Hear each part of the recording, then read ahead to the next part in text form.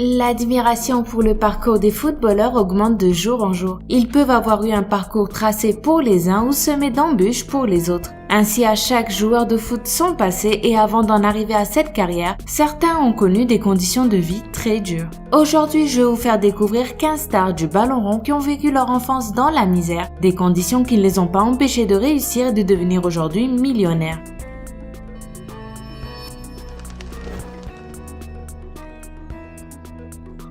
Ángel Di María.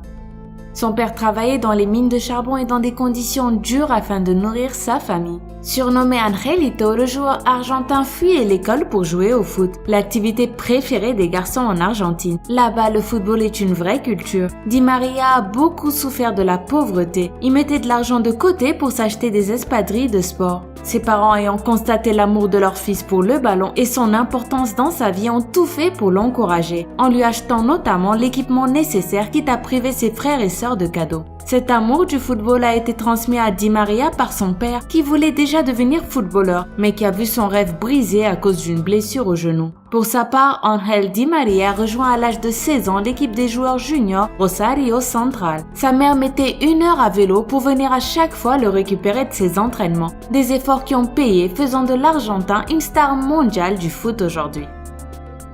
Samuel Eto'o. La star camerounaise est considérée comme l'un des meilleurs footballeurs africains de tous les temps. Entre 2004 et 2009, il marqua pas moins de 150 buts avec le FC Barcelone. En 2009, Barça, puis en 2010 avec l'Inter Milan, il devient l'unique joueur à avoir remporté 2 triplés de suite, le championnat, la Coupe nationale et la Ligue des champions. Et pourtant, Samuel Eto'o, 36 ans aujourd'hui, est né à Douala au Cameroun dans une famille modeste de 6 enfants. Et c'est pour passer le temps que Samuel jouait au football pieds nus et en tirant dans un ballon fait de sacs plastiques. À l'âge de 16 ans, son talent extraordinaire sera révélé et il s'envolera vers le Real de Madrid. Wayne Rooney. L'attaquant du Manchester United n'a pas été aussi privé durant son enfance, mais sa vie était loin de ressembler à celle qu'il a aujourd'hui en tant que footballeur professionnel. Le père de Rooney était un homme qui passait souvent par des périodes de chômage, alors que ses enfants rêvaient de jouer au club Neverton. Wayne Rooney a passé son enfance à Croxteth, un quartier excentré de l'est de Liverpool, en compagnie de ses 2 petits frères. Malgré un milieu entaché par la drogue et les armes à l'époque, Wayne est resté un adolescent modèle et son rêve de réussite lui a permis de se concentrer pour bâtir une carrière exemplaire. Ronaldo. Vous vous en doutez, il ne s'agit pas de Cristiano, mais du Brésilien Ronaldo Luis Nazario de Lima, dit Ronaldo. Né à Bento Ribeiro, une pauvre banlieue de Rio de Janeiro, Ronaldo reçoit son premier ballon de football au Noël de l'année 1980. Il a 4 ans. Dès lors, il ne s'en sépare plus et apprend à le manier dans sa favela. Pas assez riche pour se payer le ticket de bus, il ne peut jamais passer d'essai à Flamengo, son club de cœur. En 1993, il a 17 ans et signe son premier contrat professionnel à Cruzeiro. Plus tard, il deviendra El Fenomeno, double ballon d'or 1997 et 2002 et champion du monde 2002 avec le Brésil. Carlos Tevez. Carlos Tevez est devenu connu sous le surnom Fuerte Apache, une appellation qui doit son origine au quartier où le joueur a vu le jour et qui figure parmi les quartiers les plus dangereux de l'Argentine. Carlos y a grandi dans une pauvreté accrue qui ne l'a pas empêché de se transformer en star du foot.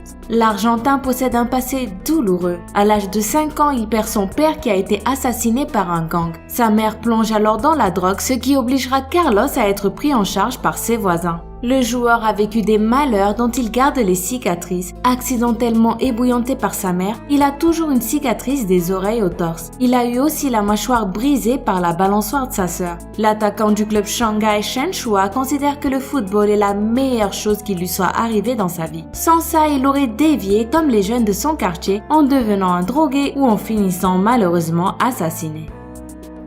Alexis Sanchez. Originaire de la ville Tocopilla au Chili, le joueur qui évolue à Arsenal était un enfant obstiné qui voulait à tout prix réaliser une carrière sportive, dans le but d'améliorer les conditions de vie de sa maman et de l'aider financièrement. Quand son père a disparu de sa vie, sa maman a travaillé comme femme de ménage pour subvenir aux besoins de son fils, ce qui le dérangeait fortement et qui l'a poussé à laver des voitures pour amasser un peu d'argent de poche tout en travaillant dur pour devenir footballeur. Il a révélé que sans le foot, il aurait fini par travailler dans les mines de son pays. Heureusement, à l'âge de 16 ans, il a entamé sa carrière professionnelle et peu de temps après, il a poursuivi son rêve en Europe. Luka Modric.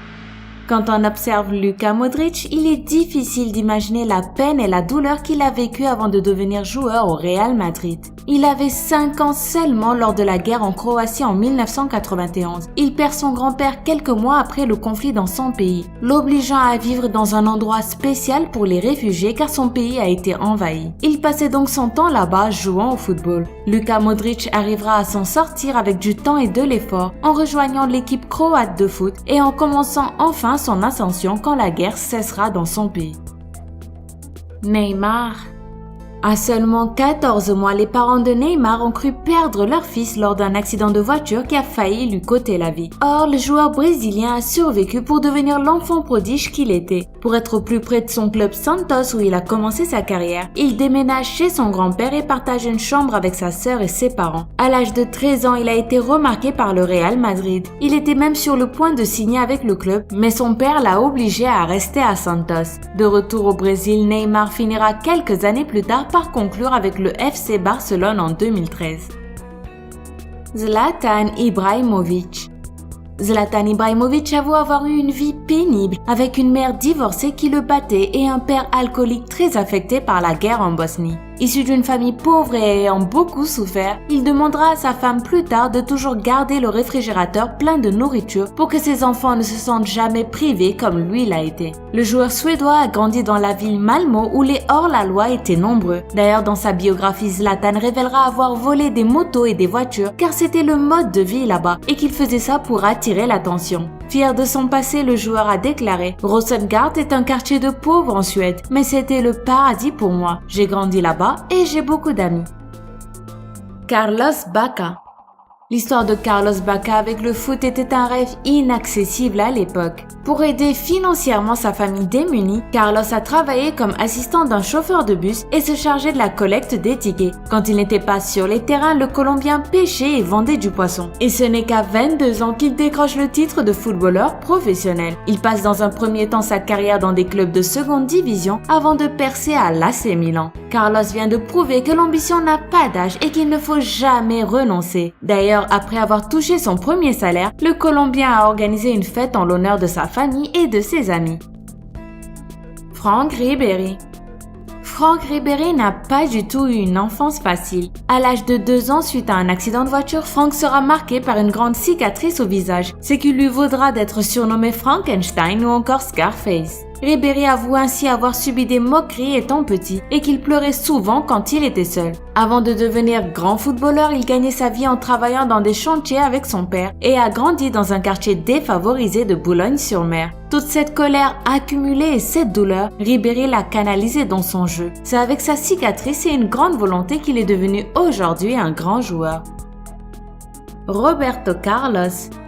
Si l'on vous disait que le petit Roberto Carlos travaillait dans la ferme de son père au lieu de jouer au football lorsqu'il était enfant, le croiriez-vous? C'est pourtant de cette façon que le futur international brésilien occupait ses journées avant de les passer à taper dans un ballon. Originaire de Los Caños de Meca, un quartier pauvre de Sao Paulo, Roberto Carlos intègre l'équipe première d'União São João à l'âge de 14 ans. Quelques années plus tard, il deviendra champion du monde en 2002, ballon d'argent la même année derrière son coéquipier Ronaldo et remportera 3 Ligues des Champions, en 1998, en 2000 et en 2002 avec le Real de Madrid. Comme quoi, travaillez dans la ferme et vous serez titré.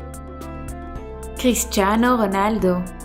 L'icône de football Cristiano Ronaldo est issu d'une famille modeste menée par un père alcoolique. Il a grandi sur l'île portugaise de Madère. Le joueur a trouvé dans le football un refuge face à une pauvreté qui le guettait. Et c'est à l'âge de 8 ans qu'il intègre un petit club sur l'île où son père travaillait comme intendant. Il quittera plus tard l'île de Madère et prendra son destin en main. Et dire que tout ça n'aurait jamais eu lieu, car Cristiano n'était même pas censé voir le jour. Sa mère a avoué avoir tenté d'avorter 2 fois lorsqu'elle était enceinte, car à cause de la pauvreté, elle craignait de ne pas pouvoir subvenir à ses besoins. Heureusement, toutes ces tentatives ont échoué et le grand et renommé joueur du Real Madrid a vu le jour pour devenir une légende vivante du football. Avez-vous été fasciné par le parcours de ces footballeurs? Quelle histoire vous a le plus ému? Dites-le moi en commentaire. Sinon, si vous avez aimé cette vidéo, n'oubliez pas de mettre un petit pouce bleu et de vous abonner juste en dessous pour ne pas rater la prochaine vidéo. Bye bye!